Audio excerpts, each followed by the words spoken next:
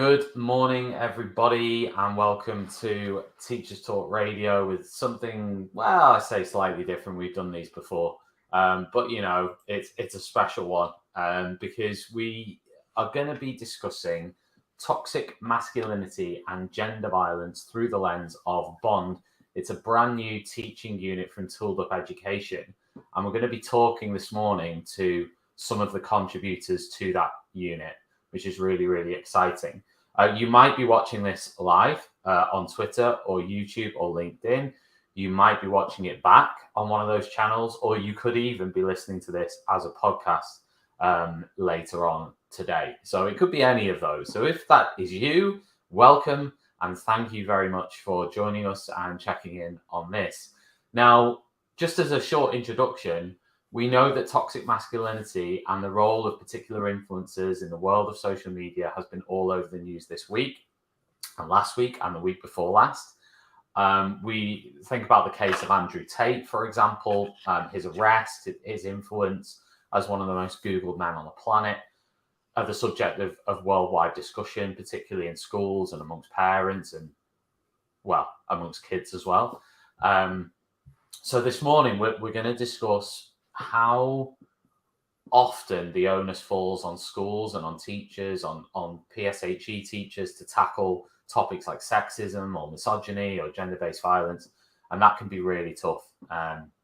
And the people that you can see on screen, or that I'm going to introduce in a moment, if you're listening to this as a podcast, have worked on a unit of work that schools can use to address some of these issues, or try to address some of these issues. They're massive issues.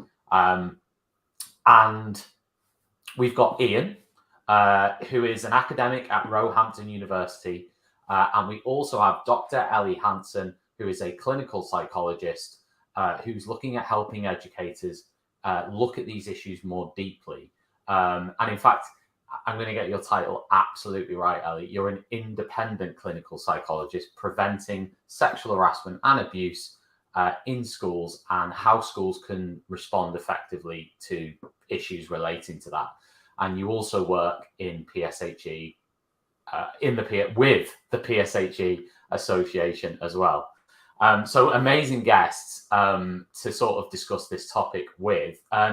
Ian, I might just let you introduce yourself a little bit more than what I've done there, and maybe tell people a little bit about yourself and how you ended up working on this unit with Tooled Up Education, which is looking at toxic masculinity and gender-based violence through the lens of Bond.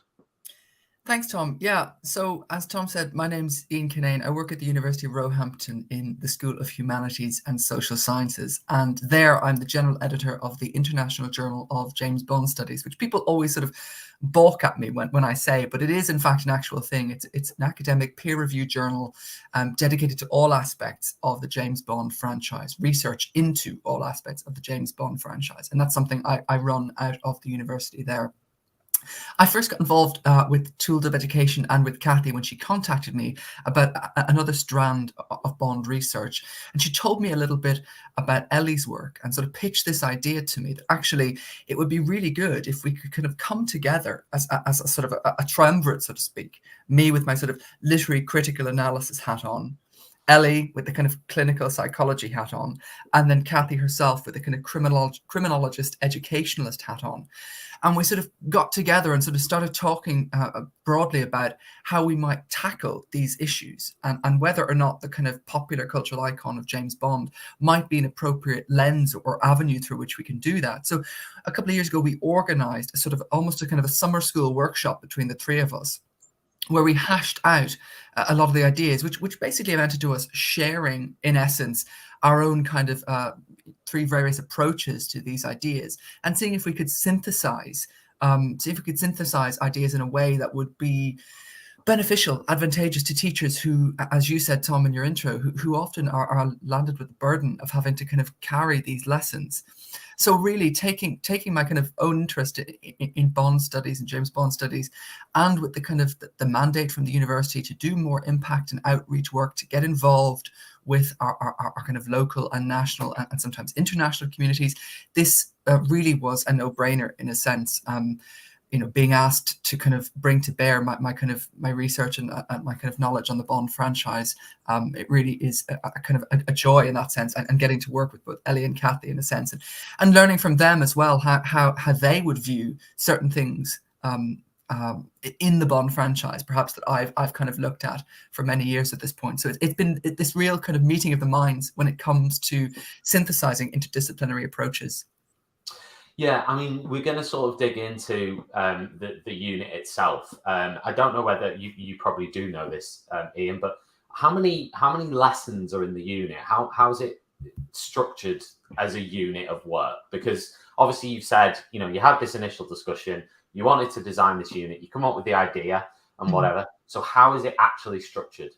Absolutely. So at the moment, we're looking at about 5 to 6 individual lesson plans, each of which is around 50 minutes to an hour. And we're looking to put together a kind of a pack with digital resources as well to help students and teachers. And we've broadly divided these units into kind of different themes. So we take a different thematic approach. The first we're kind of starting with is the idea of what is a real man. There's a moment in Casino Royale, the 2006 Bond film, where Eva Green's character, Vesper Lind, says to Daniel Craig's Bond, "You're more of a real man than anyone else I've ever met." And so we really wanted to start with this idea of what actually is that? What does it mean to be a real man? What is a man in this sense? And from there, we're moving on to this notion of in the second lesson of what vulnerability and courage is, how we can, I suppose, reconstitute those ideas. Bond, as people can kind of probably gather, is not a particularly emotive character. There's a scene at the end of On Her Majesty's Secret Service in 1969, for instance, where George Lazenby, in the initial takes for that scene, starts to cry. And the director, Peter Hunt, tells him, no, Bond doesn't cry at any point. So we're trying to kind of get to the heart of what actually, how we marry up vulnerability and courage with this notion of what a real man actually is. Then we're going to go into, in the third lesson, a little bit more. We've called it Bond in Bed. And we're interested in this idea of kind of Bond as a lover, the idea of men like Bond as particular lovers. There's the old adage that all men want to be Bond and all women want to sleep with Bond. And of course, we will challenge that notion. And what we tend to do is to look at scenes both from the novels and from the films themselves, and to talk about the different ways in which Bond's sexual identity, or indeed his kind of prowess as a quote unquote real man, it is really called into question through some of the kind of nefarious and oftentimes rapacious aspects of his character. So we'll be looking at the principles of healthy sexual experiences and the core values of a kind of a mutually satisfying, happy, healthy sexual experience, often contrasting with what we see in the Bond films themselves. Then we're going to look briefly at the notion of kind of Bond as a bystander, or the different men in Bond's life as a kind of bystanders. His good friend Felix Leiter appears in a number of the novels and the films, and so we're looking at the degree to which men play an active part in anti-sexism, and I say active quite purposefully. It's not a passive role. We're looking at the degree to which sexism and gender dynamics kind of perpetuate based on the lack of action or activity from men who see other men behaving in certain, let's say, less than pleasant or salubrious ways. And then finally, we end up talking about gender straitjackets and stereotypes, and the idea of how both toxic masculinity and toxic femininity, in a sense, are harmful to everyone. So taking the students, the teachers, on a trajectory right from this notion of what it means to be a man in the contemporary culture. You mentioned Andrew Tate a moment ago, right up to the ways in which straitjacket gender roles really confine and restrict us. Ellie, I want to ask you, because we've talked there a little bit about the unit itself, what's contained in it. Can you give us maybe a little bit more detail, first of all, on your role within the unit, but also what's the problem that you're trying to solve here? And is there a particular reason that you decided to develop this now? You know, what's kind of going on now that's triggered this, and you know, why is it needed? Yes, absolutely. I mean, I think probably all of our listeners or viewers won't dispute the fact that schools have an issue with sexual harassment and abuse right now, which is a much wider cultural issue than just within schools. But obviously, schools are where a lot of it is playing out between young people. I think it's fair to say that there's an epidemic of it, in fact, which has been fueled by various cultural forces. Pornography is playing a part in that, but also interlinking with that kind of notions, as Ian's just described there, of what it means to be a boy or a man, and also what it means to be a girl or a woman. So what we're trying to do, really, I've got kind of two hands with this module. One is that we want it to be a tool that schools have in a wider toolkit of things that they can do to help prevent sexual harassment and abuse within peer groups. And also, with my other hand, we're wanting to do something not just to prevent a negative, but to develop a positive. We would like to support children and young people in developing healthy and positive, satisfying relationships and sexual experiences. So this is about promoting kind of mental health, well-being, and good relationships, as well as preventing those harms. Ellie, I mean, what do you see as the main issues that young people are navigating around sex and relationships currently? And what are the sort of things that you have observed or seen that you think they're commonly negotiating? I think that there's a lot of confusion about sex. I think there's also, I mean, some of these problems have maybe grown recently, but others are, as old as the hills. At the end of the day, adolescence is a time of some level of confusion anyway, and vulnerability, and kind of working out who you are, and sex and relationships being a kind of new territory for them. But that is made more complicated and difficult by a lot of the stuff online, both social media and pornography. And so what you've got certain, what I call sexual scripts being promoted. What I mean by that is what is kind of said to be normal, acceptable, and sexy in sexual situations. Pornography's got a certain set of messages around that. That for example, dominance is sexy, and equality or personal connection isn't. And so many young people are coming across these messages, and that is shaping or adding confusion to how they navigate sex and relationships.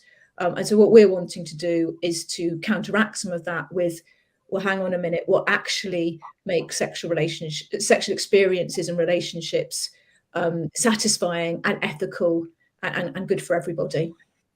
One of the things, because about 2 weeks ago, Teachers Talk Radio did a show around sort of tackling Tate, and we talked about, we had a criminologist on, we had various other people on, and this is a question to both of you. I mean, feel free, either of you, to jump in on this, but one of the questions that we asked during that show was, what is toxic masculinity? And to sort of I guess one of the things we did in that show is we recognized the influence of people like Andrew Tate. There are many people like Andrew Tate. He's just one person, but that sort of thing whether we like it or not, it appeals to a large subsection of people, young men in particular. And we were sort of recognizing that not all those young men can be, I don't know how to say, but we were sort of recognizing they weren't bad boys. They weren't bad men, but there was something in the messaging that was appealing to them. And I wonder, and both of you can have a go at this, I wonder, number one, how do you think this unit helps with that? And number two, do you think that some of these boys, they've almost taken that feeling underground a little bit? That's what Andrew Tate would say.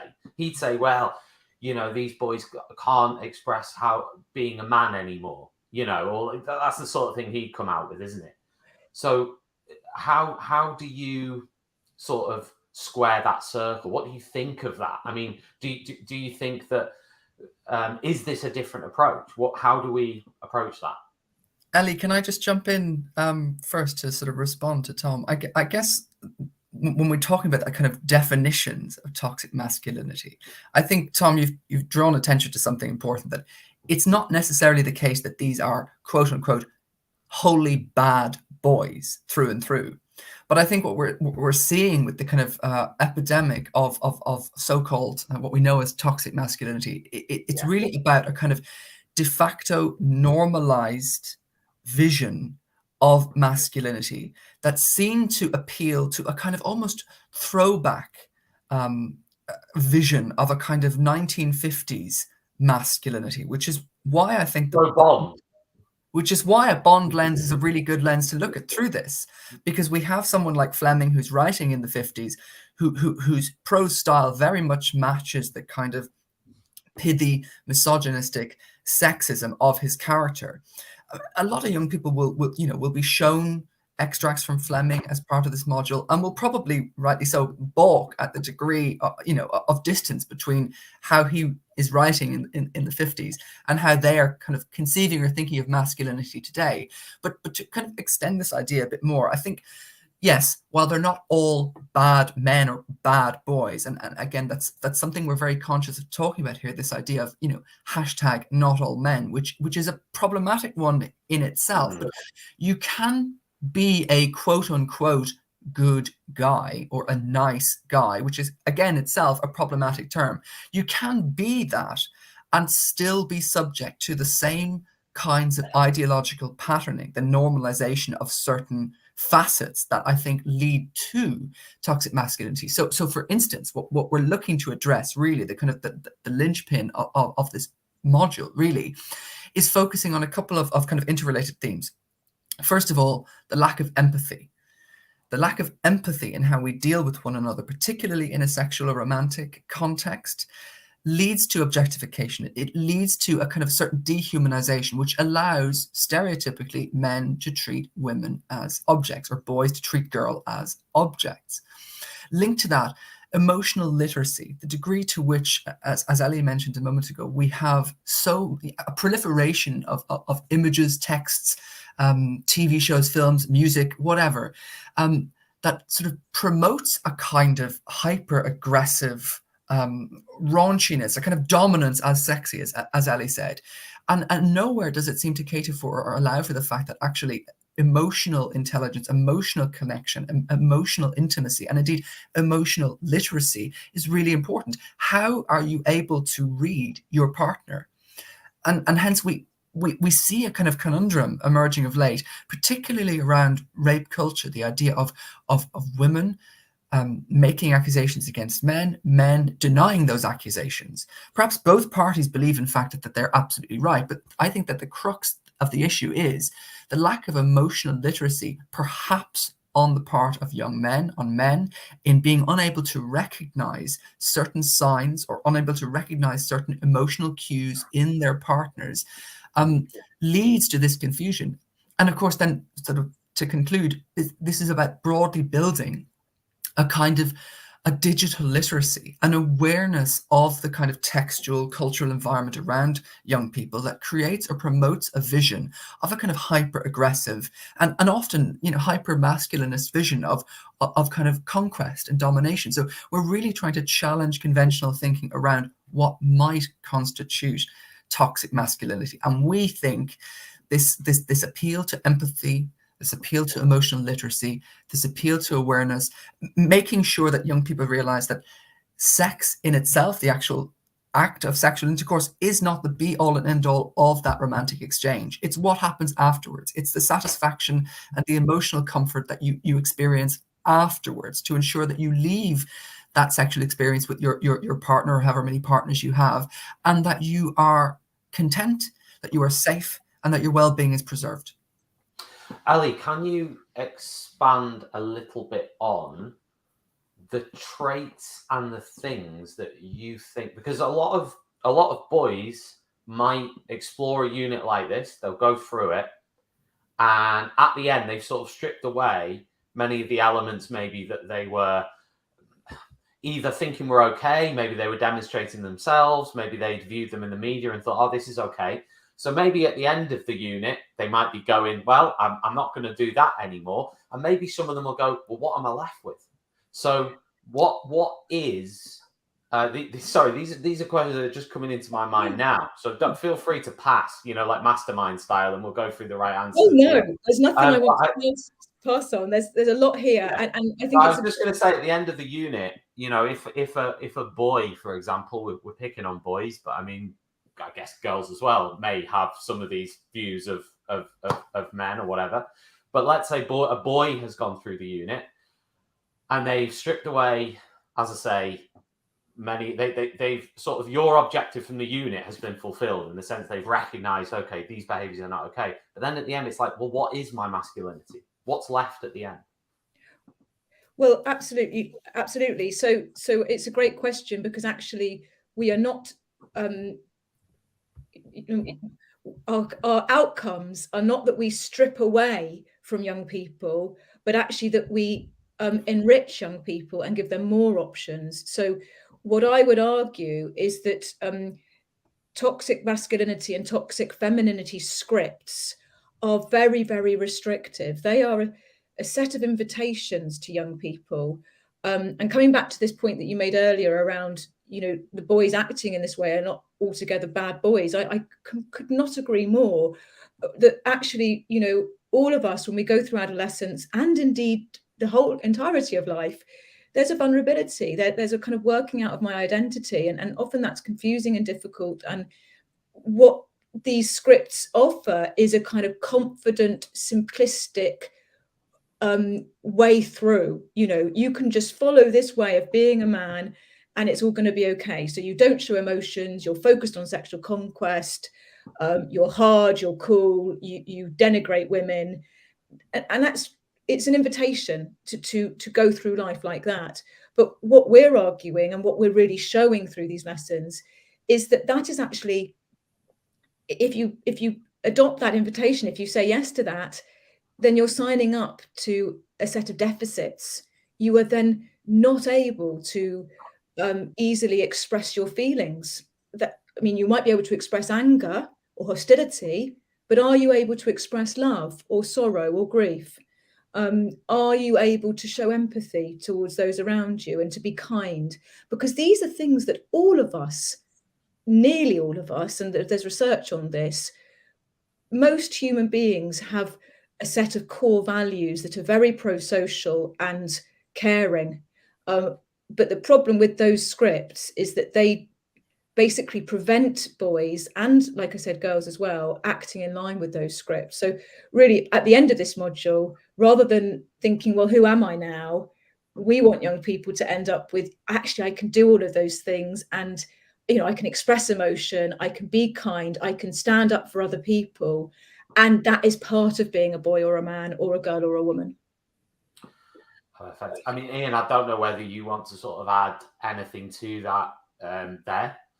Yeah, certainly. I mean, Ellie's hit on sort of core elements there. One of the things that we're kind of really focused on, I suppose, and I like Ellie's kind of way of putting it, it's not a deficit model, it's an addition model. It's one of the kind of key starting places for us was around this idea of male anger, particularly when it comes to rejection and vulnerability. When we look at James Bond, if you look at the kind of that first story, Casino Royale, arguably all of who Bond becomes, that kind of blunt, operational, utilitarian, invulnerable, kind of emotional fellow or emotionless fellow, it's because he was rejected by a woman, Vesper Lind, in the very first novel. That's essentially the kind of primal psychological formative moment for that character Bond. He was rejected by a woman who betrayed him. And we see this anger all the time. The fear that certain women and perhaps some men as well feel if they reject or say no to a man or a boy.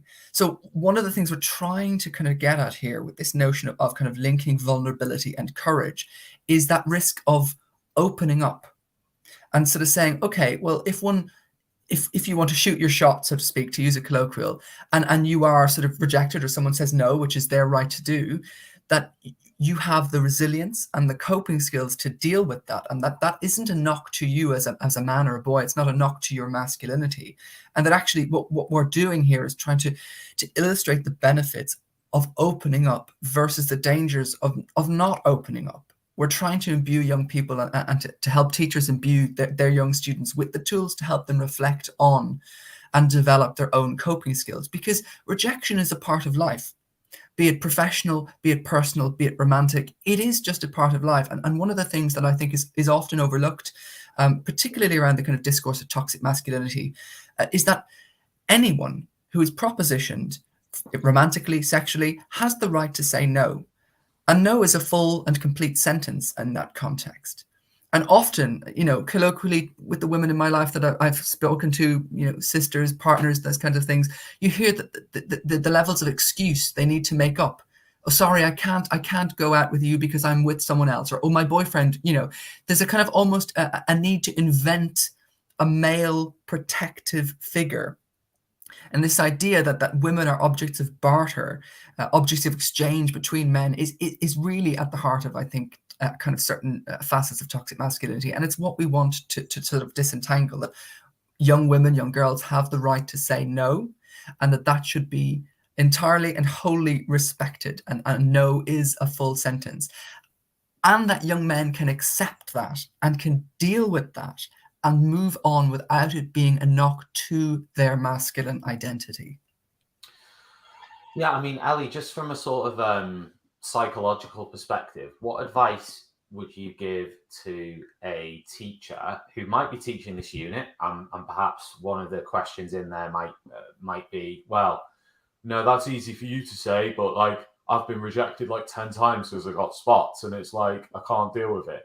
Like, what's your advice then to that boy? Because in their head, they might listen and go, yeah, I actually agree with that. But then equally, they might be like, I can't help the way I feel. And some of these things are thorny questions, aren't they? And, there's a certain, I guess my core advice there, which fits with what we are teaching in the module around healthy sexual experiences and romantic relationships. We're conveying some core principles around kind of attunement, so being able to listen to your own feelings and those of others, and communication.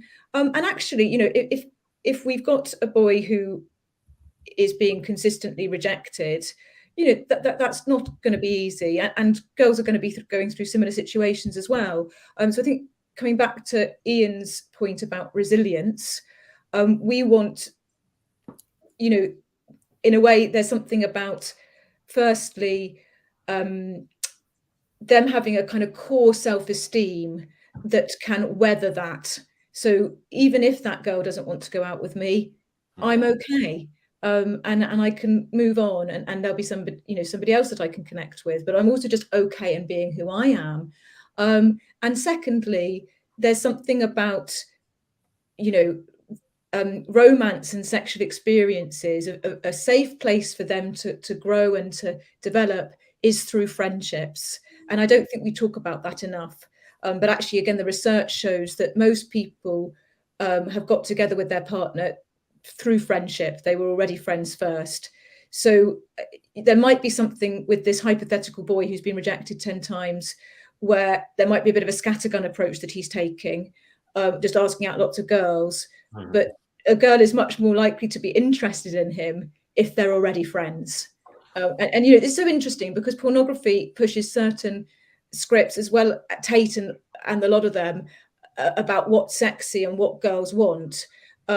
Actually, the majority of us, men and women, girls and boys, it's about friendship and connection, and attraction grows in those contexts. Yeah, absolutely, and I agree with all that. I think that interestingly enough, I mean, one of the things I was going to say is I went to school 1996 to 2003. And obviously in that period, you know, I would say I went to, it was a state school, you know, it wasn't a private school or anything. I went to a state school, but it was probably on the more traditional side of state school. So for me, like, there was no discussion around sort of how to talk to women. So I think, you know, it wasn't even until I got to university really that well, maybe sixth form, but certainly probably university, that I had any sort of concept of sort of like how to go about anything like that. So do you think that, you know, I mean, I think, well, I'd like to think that things have changed now since 1996 to sort of 2000, but maybe it hasn't. You know, I don't know. I'm asking you. I mean, presumably because you've developed this unit, you're saying that actually some of these issues still exist. They're still as prevalent as they were in the 90s, in the 80s. You know, it's the same things. I don't know is the answer. Well, the only thing I know, I guess, is that relationships and sex education have a more prominent place within school life, and talking about things has become more commonplace. It has, yes. And I think it's both and here, that sex and relationships education has developed since that time. It's now compulsory in schools. So that's a real positive step forward. We're starting to fill that vacuum that has existed for young people. You know, young people have been consistently saying over the years, we want to have better sex and relationships education. We want to know from the adults in our life what good looks like, what is a healthy sexual relationship. And yeah, this module is part and this unit will hopefully help with that by the end. Yeah. And there's a wide, we're obviously not the only people to have developed something, that there's a set of resources out there. We want teachers to have a choice so that they can choose the different modules to fit with their particular school. But yeah, I think going back to your point about how things were in the 90s, some things. I love the 90s, by the way. I'm a massive 90s fan, so I'm not like slagging off the 90s. I'm just saying that element of them was not good. No, and I could not agree with you more. I think things have changed both for the good and for the ill. Yeah, where we are now. You know, we've got better sex and relationships education, but on the other hand, it's needed more than ever before, because you have got counteracting forces online and in other parts of society. I think you could argue it's become much more complex now. I mean, that's probably one of the things. It's like, oh, everything just seems so simple back then. You know, like, I mean, but then that comes with good and bad, doesn't it? Like, Ian, I don't know whether you have a view on the 90s, because I was going to ask you, you know, sort of, well, number one, I was going to ask you what your favorite bits of the module are, but before we get on to that, you know, there will be those people who love Bond. There will be those people who associate Bond with their childhood. There will be those people who associate Bond with a staple of their sort of diet of media or consumption of media. So how do you sort of square the circle with those people? Absolutely. I mean, look, I was a kid of the 90s as well, and I love the 90s too. I think there's, you know, we're always at risk of looking back and sort of romanticizing a past and sort of saying it was probably terrible. I mean, I wasn't happy in the 90s, but as a person. But I mean, I'm more talking about, you know, I guess you just sort of like, things just seem more simple, but then that might be because of the age that I was at in the 90s. I think as well, part of it is the development of critical faculties. And I think one of the reasons why things might seem more simple is because ignorance is bliss to a certain degree. So when I started watching the Bond films, I did so with my dad, with my granny. It was a kind of Christmas Day, Saturday afternoon activity, something that was a family activity, actually. And it was something spectacular. It was enjoyable. And it's only when I kind of grew up a bit more and started thinking about, well, how do I reconcile my kind of childhood love, my continued love for these films, with an awful lot of the ideas around kind of gender, sexuality, race, misogyny, as I'm trying to place these kind of things in myself as well. You know, how do I, as a subject, reconcile who I think I am with the values that I think these particular texts perpetuate? And again, it is this notion of ignorance is bliss. One can enjoy something without having the critical faculties to pick it apart. But equally, I would argue, one can still enjoy something with those critical faculties, learning and critiquing and talking in a kind of literary, cultural, cinematic, studies sense, doesn't take away from one's enjoyment. I would argue actually that it enables one to enjoy something more. Is it difficult to switch off the critical faculties when watching something like Bond? Well, yes, now I would say of course it is. I can't watch a Bond film without kind of constantly scribbling notes in my head thinking, what about that? But it is still, I guess what I'm trying to say is one can still love a kind of, as you put it, Tom, a kind of this icon of our shared cultural consciousness. One can still love this, but hold a recognition of the fact of what's actually going on. And I defer to kind of Phoebe Waller-Bridge on this, who in part wrote some of the script for the most recent Bond film, No Time to Die. She was asked this very question. She's only the second woman to have been involved in the screenwriting of a Bond film after Johanna Harwood in 1963's From Russia with Love. And she said, Bond himself can be all of the things that we, I guess, in some ways love about him. He can be slightly backwards, he can be slightly retrograde, he can be slightly misogynistic, but the films themselves don't have to endorse that position. And I think that's one of the interesting tensions that the most recent films have tried to get around. How we preserve what's clearly a well-loved character in an environment that has shifted. The landscape has shifted since, Me Too and an awful lot of these kind of gender movements. Bond doesn't have a kind of unproblematic or unquestioned place in our landscape nowadays. I mean, do you think that obviously the sort of context around Bond was you mentioned Ian Fleming and the fact that he'd sort of come through the Second World War, and I guess like at the time you mentioned this, but at the time of his writing, I guess that it was a wildly different world to the one that we have now, and and that could probably apply to 100 other sort of things. But certainly, I mean, what were the bits from the module that you hope will have the biggest impact? What are the bits from the module that you sort of look at and think, you know what, regardless of whether someone's a fan of Bond or not, these are the bits that I think can really do something? Absolutely. So there's a couple of activities we developed. The first of which is, maybe your listeners, your viewers might be familiar with Alison Bechdel, phenomenal graphic artist and artist in general. But she devised a kind of a so-called Bechdel test. And again, people might be colloquially quite familiar with this. The Bechdel test is this simple test for different media, text, films, whatever. And the test is simply this: does whatever text we're looking at have a conversation between two female identifying characters, and for that conversation not to be about a man?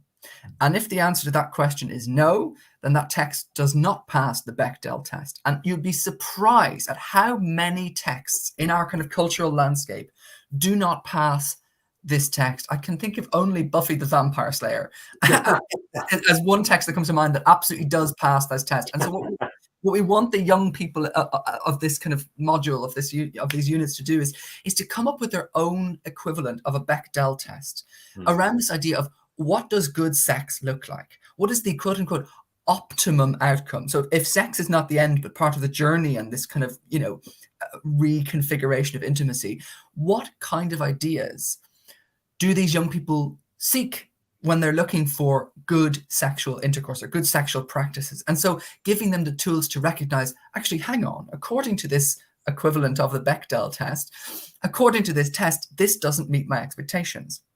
And so what we'll do is, what I'm excited about sharing is different film clips from the different films and showing them, everything from Sean Connery's Bond in Goldfinger in 1964, right up to kind of Daniel Craig, and asking them, which of these scenes do you think, if any of them, demonstrate the principles of a healthy sexual experience?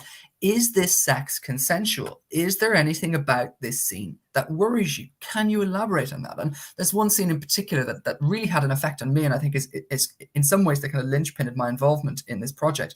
Those who are listening and watching might have seen 2015's Spectre, Daniel Craig's second to last most recent Bond film. And there's a scene in it where he is romancing a character, Lucia, played by Monica Bellucci. And he sort of pushes her up against this mirror, and it's played as though it's this incredibly kind of romantic prelude to what is inevitably going to be a sort of a sexual evening. And Lucia just cries one simple tear down the side of her cheek during this scene. And I remember seeing this in the film in the cinema, and I kind of like reclined or sort of sat back in my chair, kind of. My kind of breath was caught in my throat. I thought, wow, here is very clear evidence of the fact this woman is not comfortable, and yet Bond continues to engage in this sort of sexual byplay, in this kind of romantic byplay. And the kind of context to that scene is at the beginning of that film, Bond has actually killed this woman's husband, and now he's tracking her down to find kind of connection to the big bad in that film. But so showing the young people scenes like this, and imbuing them with a sense of their own digital literacy, how they are able to grow in their attunement to what they're seeing, not just on screen, being able to read that, not for what the film, I think, wants you to think it is, a sexy scene, a romantic scene, but what it actually is, a scene of abuse. It's an abuse-blind sexual romantic liaison, and encouraging those young people to actually become attuned to their partner's signs, signals in their own lives. So I'm really excited about sharing those elements of the films and the units with our young people. Superb. Ali, I was just going to ask you, sort of, we're coming towards the end now, but I was going to ask you, with regards to schools, how do you think, apart from obviously using this unit, and perhaps including something like this unit in their sort of diet, how else should they be tackling toxic masculinity? What should they be doing to make the situation better? Because actually, I was on Twitter the other day, and a teacher replied to a comment. It was a woman, and she said, in our school, there is a massive issue with boys being intimidating the women teachers, So and it got a lot of likes, not likes as in people liking it, but I mean it got a lot of people agreeing that was an issue in their setting, and it's something that I've seen as well. I've seen that. So how do you tackle it? Yes, and you're absolutely right that I think most schools are seeing this, and the research certainly suggests that. One survey found that 92% of girls saw sexist name calling happening a lot or frequently. So yeah, I totally agree that this module is a tool in a wider toolkit of things that schools should be doing. So just a couple of other things in that kit from my perspective. One would be the teachers all being kind of confident in their set of sanctions to what might be termed low level and often is termed banter, because it's really tricky for teachers. They're teaching a lesson, they hear a term being shouted out or in the corridors, and if they're not already trained up or given some space to work out how to react to that, it can easily floor you, and particularly when, it's just a joke, is the typical defense. So I think if there can be a school approach where all teachers are clear together collectively, what are we going to do when we hear this? And this might actually involve taking quite a bit of time.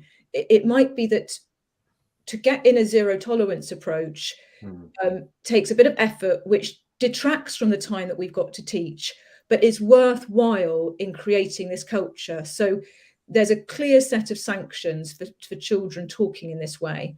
And then I would combine that with a wider kind of social marketing campaign, which might involve content in assemblies, posters, form time. And my emphasis with that would be to stigmatize sexism and misogyny, and this, everything we're talking about around toxic masculinity. Yeah. I think we need to think about stigma, and here my head goes to one of my favorite social marketing campaigns, which only the Australians would do. These massive billboards against drink driving, which read, "If you drink and drive, you're a bloody idiot," and it very effectively saying, there's a problem. To drink and drive is stigmatized. It's not cool. And if we can do And I that think go on, sorry. way, we can come up with those pithy phrases that just do a 180 on it. No longer does it become a mark of kudos, it becomes a mark of something that's pathetic and weak. And actually, you're a bit of a mug because you're buying in to these bad actors who are trying to manipulate you towards their own ends. If they can see Tate and others like him as masters of manipulation, and are you going to be one of his fools, or can you think for yourself? Yeah, I was just going to give another example in there. Queen Latifah, when she did her track, I can't even remember the name of the track, but in the track, she was sort of saying, if you call a woman the B word, if she rejects you, then this is sort of lame, basically. Like you're a loser. And it had a massive impact on the Black community in the US. Actually, Black men. She wasn't necessarily intending. She didn't think that would happen when she released the song, but it did have that impact because she had that influence and that social influence. So, I was going to ask you, Ian, whether who are the sort of men?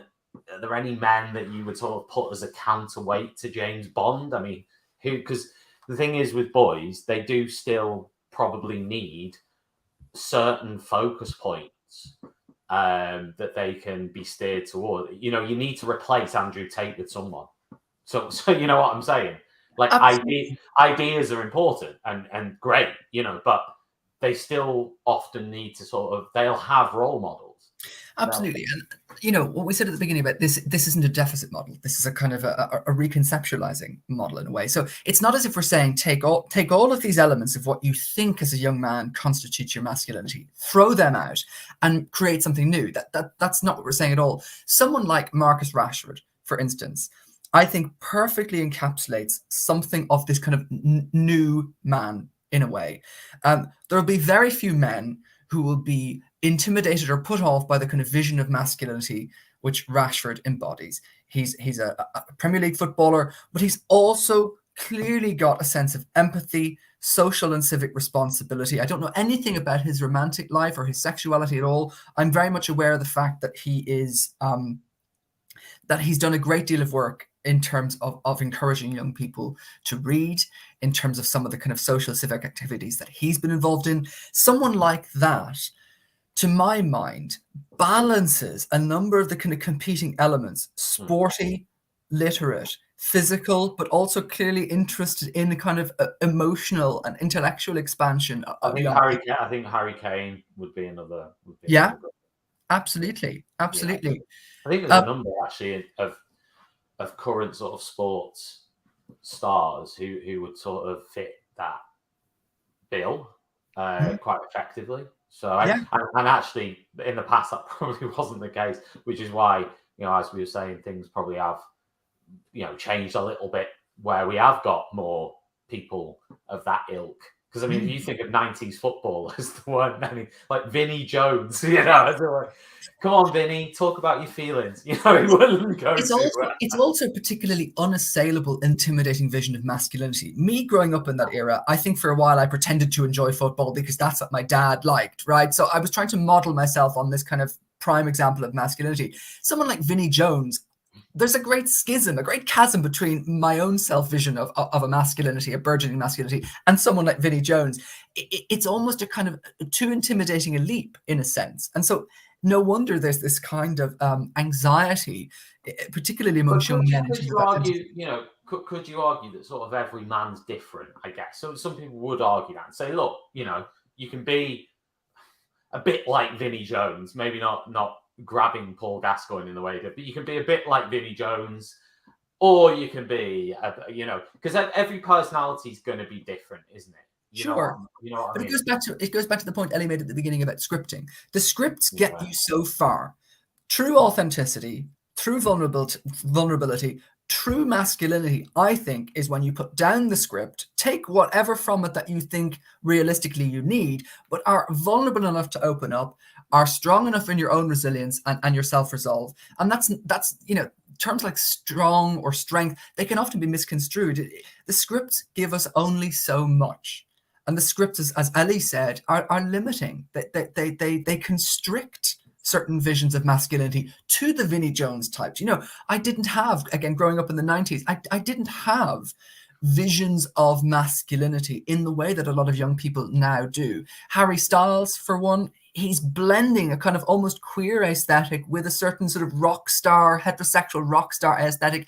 Even still, he's still, I think there's been a sort of bit of discourse around the idea of queer baiting and Harry Styles, that there's a kind of an appeal to different visions of masculinity or potential masculinities that aren't just the kind of Vinnie Jones archetype. And I think that's much more appealing. It's much more realistic to young people because, as you say, Tom, we're not all, and nor do we wish to be, Vinnie Jones. We're not all one archetypal man. So yes, of course, there are as many different visions of masculinity as there are men. And I think it's also about authenticity, isn't it? Because, you know, the boys will see through sort of someone who's not real and authentic. So it's a case of trying to be better and trying to do the right things and trying to learn things, but also recognize that it's better to at least be authentic, but be open about it. Go on, Ali. Yeah, no, I just totally flowing from that point that I think, you know, like Ian said, scripts only get us so far, and so do role models. And I think, in a way, the meta message of the role model is authenticity. That if you see somebody being themselves in all of their colours, as it were, then that should be an aspiration. I mean, as you were asking this question about which men can boys look up to now, I kind of did an equivalent around women, you know. And for myself, who did I look up to? Well, I can't think of anybody. I can't think that I had a role model. And to a certain degree, I think we should query the need for role models. Actually, what we're encouraging with young people is to find who they are. And I'm reminded of that phrase, comparison is the thief of joy, that sometimes looking up to people can make us feel deficient in who we are. But then the other thought that came to mind was, you know, the current huge hit of Happy Valley with over 11 million viewers, and the hero of that show being a woman in her 50s who is warts and all herself. And, you know, so when I think about female role models, actually it's Catherine Kaywood that comes to mind. And societally, we haven't thought about people like that before as role models, and yet there's clearly an appetite for that level of authenticity that I would love to see in characters of men and women on screen. But also, I mean, as much as I agree with you, I think one of the issues I think is maybe the sort of for boys is that lack of a male sort of figure, if you like, in their lives, maybe more so than, you know. I think that's one of the issues, isn't it? That people say, oh, there's a lack of somebody male in their life who can show the not correct masculinity, but you know what I mean, show how a man should be. Yeah, I mean, I'm not. One of the arguments people say. It is, but it's just an interesting question. What about girls and women? And are we? Is that? I'm not seeing that messaged as a problem for us. So I suppose it does lead me to query how much of a need do we have for role models? And I'm not saying that. Well, it's that whole narrative of the absent fathers, isn't it? That's the narrative that can sometimes be portrayed in the media. For, you know, it's like the absent father, so there's no man. Whereas there's, you know, it's sort of the mother's there and the father's absent. That's the narrative that sometimes. It is the narrative, yes. And, you know, I'm not saying that there isn't an issue there. My hope is that as society moves, you know, one of the I don't want to say positives of COVID, but something that's come out of that does seem to be men spending more time with their children.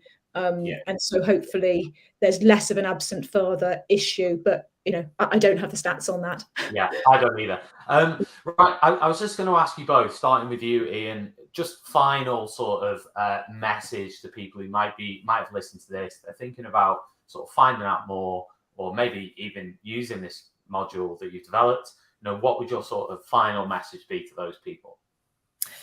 So I'd say, first of all, if you're a parent, if you're a teacher, if you're both, if you know a young person and you think of some of the ideas that we've touched on here could be of benefit, have those conversations with your friends, have those conversations with your colleagues. Check in with young people in terms of their capacity for empathy, emotional literacy, attunement to others' emotions. Ask them questions about what's going on, what are they consuming online, who are they listening to, who are they looking up to in terms of kind of role models. You'll get a very, very good sense very quickly of who those people are. And of course, I'd always say, do check in with Tooled Up Education going forward. We're looking for schools to pilot this with. We're looking for partners to develop this with, and we're hoping to kind of make this a much larger initiative, because I think it's really very needed. Brilliant. And Ellie, anything you want to sort of finish on? I really echo everything Ian just said there, and we will be offering this resource in a spirit of openness and kind of mutual learning. We are looking for teachers to kind of pick up this module and use it in a way that fits for them. This is not a kind of top-down approach, but a journey together and part of a much wider set of things that we can all be doing to